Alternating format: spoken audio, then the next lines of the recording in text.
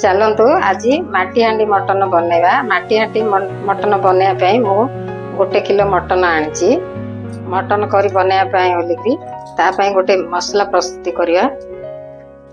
धनिया गोटे चामच नैची, जीरा गोटे चामच, साई जीरा गोटे चामच, काश्मीरी लंका 4-5टा, राग लंका 4-5टा, गोलमरच गोटे चामचडे, लवंग 4-5टा, बड़ अलैच गोटे, सान अलैच 3टा, चक्री फूल गोटे, डालचीनी 2-3 टुकड़ा, तेजपत्र 3टा।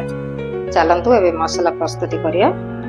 वीडियो आरंभ करने पूर्व आपण मानक मोर अनुरोध जे मोर वीडियोटी जदि भल लगे लाइक और शेयर करेंगे आ मोर channel Namita kitchen and health tips को सब्सक्राइब करने को भूलिए ना।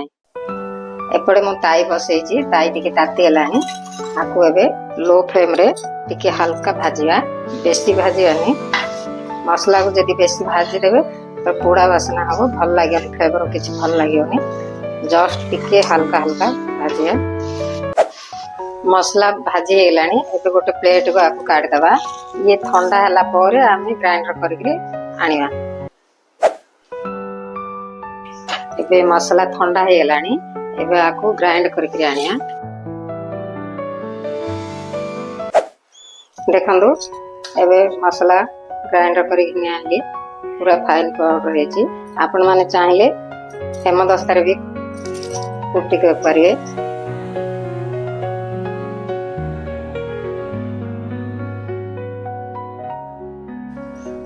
आकु एबे गोटे साइड रे रखी दबा। मैं 1 किलो मटन नैची। 1 किलो मटन साइज रे पूरा बड़ सान पीस किछि हेनी, सब मीडियम साइज रे सब हेची। मो 1 किलो मटन पई 500 ग्राम प्याज नैची। प्याज को पूरा सरू सरू करके काटिछि। जेते पतला पतला काटिबे सेते मटन करी टेस्ट हबो। आकु एबे दे दबा।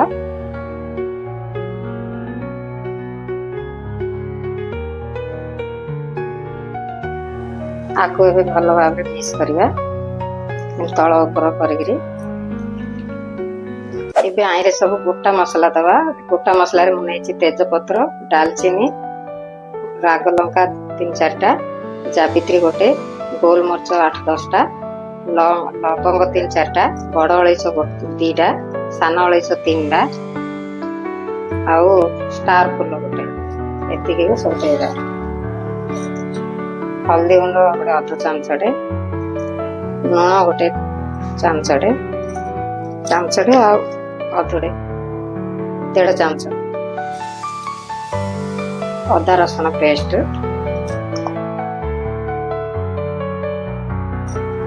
आकु टिके भल भाव मिक्स करिया। जेते मिक्स करिवे मटन तरकारी सेते टेस्ट हबो। आकु भल भाव तळ ऊपर करके पूरा भल भाव मिक्स करिया।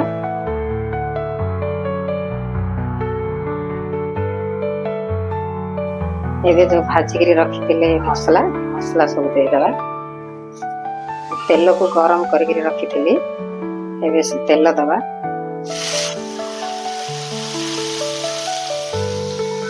आकु एबे भल भाव मिक्स करिया, तळ ऊपर करके। जेते मिक्स करियो सेते टेस्ट आसीबो मटन करीरा। पूरा मिक्स करिया, घांटी घांटी घांटी घांटी पूरा। आमे कसिया नै, दम देगिरी करिया। सेति लागि आकु मैरिनेट करके 1 घंटा बा 2 घंटा भी मैरिनेट कर रखले भी भल। आ फ्लेवर बहुत भल आसीबो, टेस्ट भल हबो।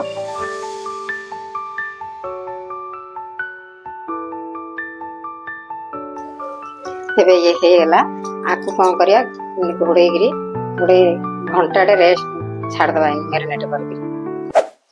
देखंदु मु मैरिनेट करी रखितली मटन एबे रेडी हेची। मु एपटे गोटे हांडी नैची। हांडी ए जो तेल जो पकेइतली आहिरे, तेल टिके मु बळगा रखितली ए हांडी रे एबे दबा। आकु इन चार पटे लगे दबा। हांडी रे तेल टिके लगेले तळे लागियोनी। आ हांडी रे मटन रांधिला बेले गोटे दिन आगुरु हांडी की पानी रे टिके बतरे देथिए राती सारा। तापर दिन सखाळु को मटन रांधिए बोले हांडी फाटिबनी। मटन भल हम। आपको रखी बड़ बड़ जो गोटा मसला सब जो देते आईरे ये सब गोटा मसला को आग काढ़ी आईरे पकईदे हांडी रे।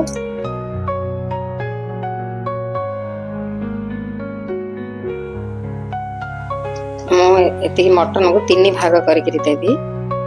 तले गोटे भाग देवी ये देवी। आ गोटे जिनस है 3टा रसुण नहीं रसुण देले बहुत फ्लेवर भल आसो। मुझे गोटे दे दूची आउ थे मटन को दबा।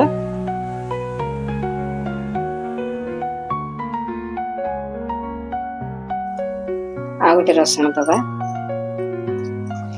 लास्ट को सब दे दबा।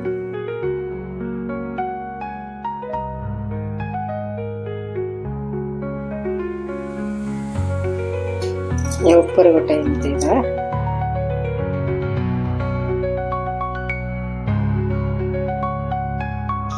एबे एपटे गैस लगेगा 2-3 मिनट आको हाई फ्लेम रे कुक करिया तापर लो करके घंटाटे बसेवा। मैं अटा को चपुड़ी आगु रखी आपको एपटे हाउ नजिया बोलिकी 4 पटे देदबा। देखिया चेक करिया जदि कोपड़े हाउ जाउछ बेले आउ थरे टिके अटा टिके देदबा।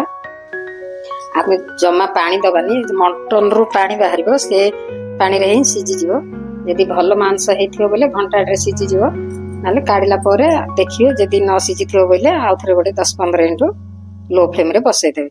आको एबे हेला 2-3 मिनिट एबे लो फ्लेम रे घंटा रे आको दम रे छाड़ देबा। इमिडी हांडी साइज रे धरी गिरी 2-3 थर हलेबे। 2-3 थर इमिडी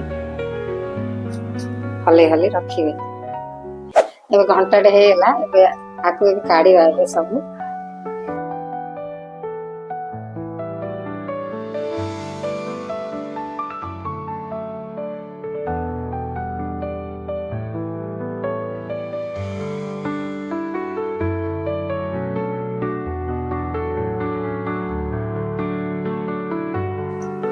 मु एटा देइथि फास्ट रे आ गैस पळेला सेति लागि मु आफरे प्लेट देगिरी कली। देखंदो केते बढ़िया से हेछि।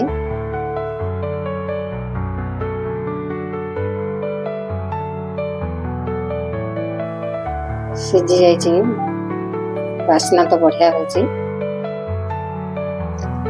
देखंदो केते बढ़िया से हेछि। यदि आपके झोल दरकार बोले टिके गरम पानी करके देवे। एमती माटी हांडी मटन बनईकरी खातु। पुणी देखा नुआ एक रेसिपी रे। रही जय जगन्नाथ।